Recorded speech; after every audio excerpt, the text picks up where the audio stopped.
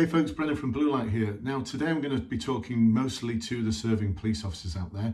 Although if you're a potential recruit, you will find this of interest and it will be relevant in terms of how you prepare for your assessment process, whether it's interview, online assessment centre, presentations, whatever it might be. This will be useful, but it's directed in particular to serving police officers and the serving police officers who are in the Bluelight Serving Officers Cadre. This is a Facebook group of over 3,000 individuals at the time I speak, it might be more by now, who are there serving and helping each other to succeed in developing their most fulfilling and amazing and successful careers. Now, a post that appeared the other day was one of the constables who's in the group said, I want to be an intelligence officer, I'm on response at the moment, has anyone got any tips for me? And I've got to say, the tips that came out were so practical, they were awesome. Some amazing tips, especially from some individuals who actually are intelligence officers serving in their constabularies. Remember, these are people from forces all around the United Kingdom and beyond. We've got one or two from Australia and Canada. I believe we've got someone from Canada now. They're extremely welcome in the group. And also Ireland as well, serving in the Garda there. So it's great to have everyone on board, all helping each other, and the advice was incredible. So for those of you who contributed, thank you very much.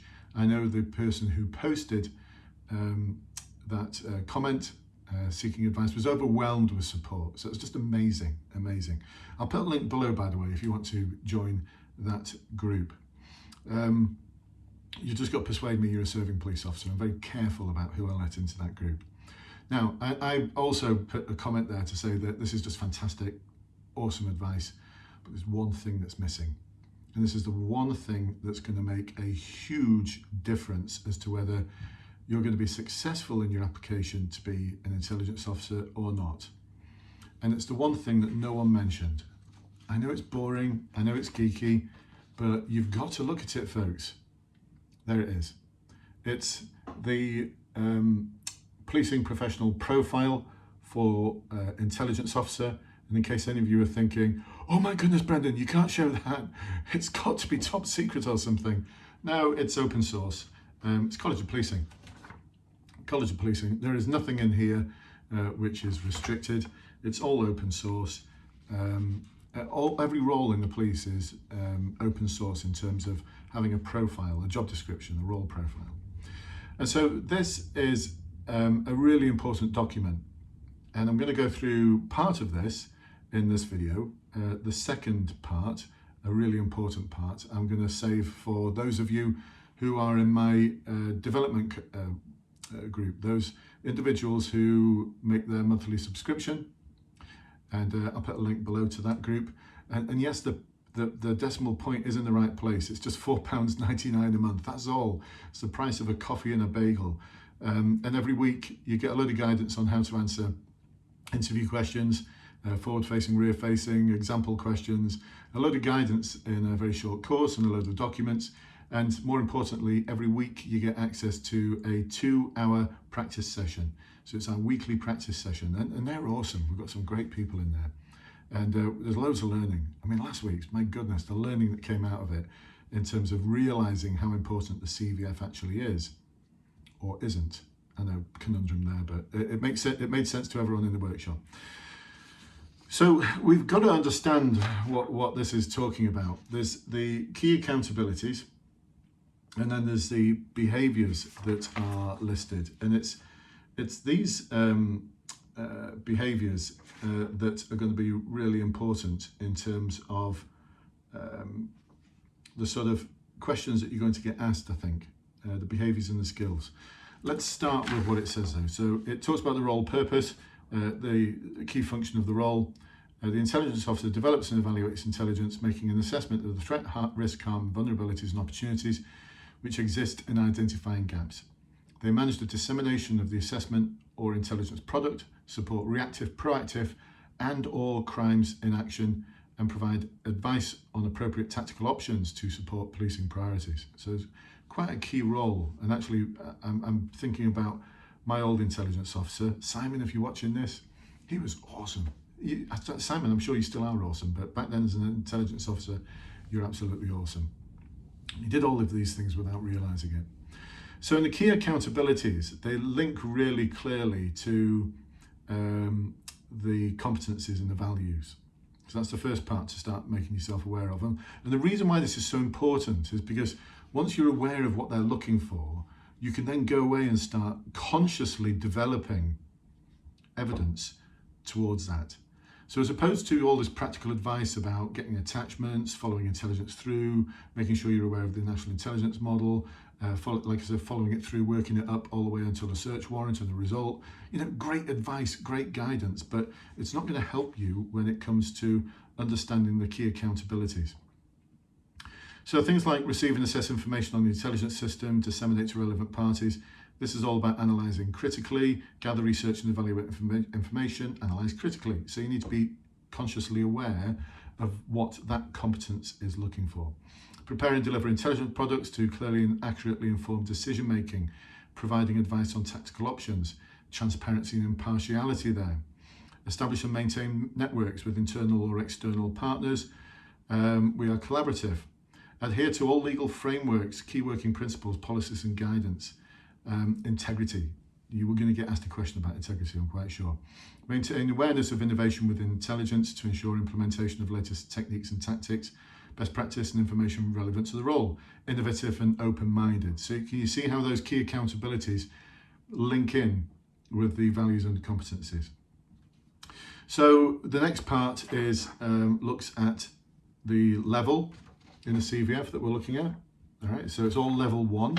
So I know then that the behaviours that they're looking for in the skills part, here, is going to lead to certain types of questions being asked on the application form and also on the interview.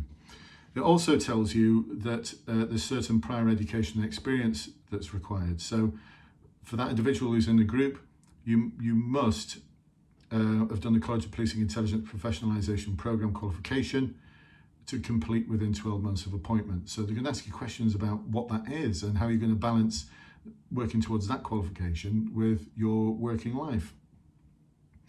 The rest of it is just experience in terms of researching information, different IT systems like Word, Excel and Outlook, preparing detailed reports and experience of the National Intelligence Model. So you need to demonstrate all of those things.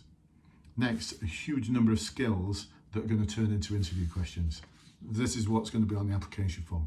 This is the hacking process. This is where we take the role profile and we determine what questions are going to be asked. We determine what the perfect avatar of that role is. So if I was a superintendent or a chief inspector or an inspector who's going to be doing the interviewing for this role, I know exactly the sort of person I'm looking for, and the questions that I'm going to ask will be linked in with this role profile. If they're not, why am I asking that question? So I know exactly what I'm looking for. So what your role is now, even though it might be a year away from applying, is to develop yourself against the questions that are going to be asked. So I'll give you an example. Able to communicate with a range of stakeholders to provide information and intelligence and ensure understanding. So they'll want an example of where you've briefed other individuals up to carry out a task. So if you're not putting yourself forward on your response team to do briefings, you're going to struggle. You're going to struggle because I know you're on response at the moment, but you're going to struggle. Skilled in using specialized data and standard software related to an area of work to extract, analyze and report on data. So they're going to ask you about a time when you've utilized information technology to create a report which has led to action being taken in respect of it. What we've got here, able to identify potential opportunities to enhance efficiency or effectiveness. Now, this will be a we take ownership. Tell me about a time when you've taken ownership for a complex problem and you found a better way to do something. So can you see how these skills here, and there's a long list of them, are going to turn into the potential questions. So all you need to do now is to work towards developing yourself towards those potential questions that are going to be asked. So that when it comes to it, you've got a bank of evidence that you can present that demonstrates how awesome you're going to be as an intelligence officer, even though at this moment in time you're on response. And it's not impossible to jump from response to intelligence officer. I know this because the Simon I referred to before came from response into intelligence officer, and then developed himself, and to the point where he went intelligence officer straight into counter-terrorism. So it's not about time served, it's not about number of years of experience, it's about how you can play this game, but you've got to understand the rules.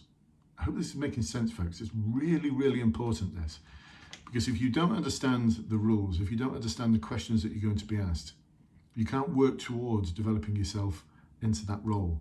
And you'll get to the application form and you'll have done all of this work and you'll have done all of these attachments and spent hours working towards developing yourself, but you were developing yourself towards the wrong thing.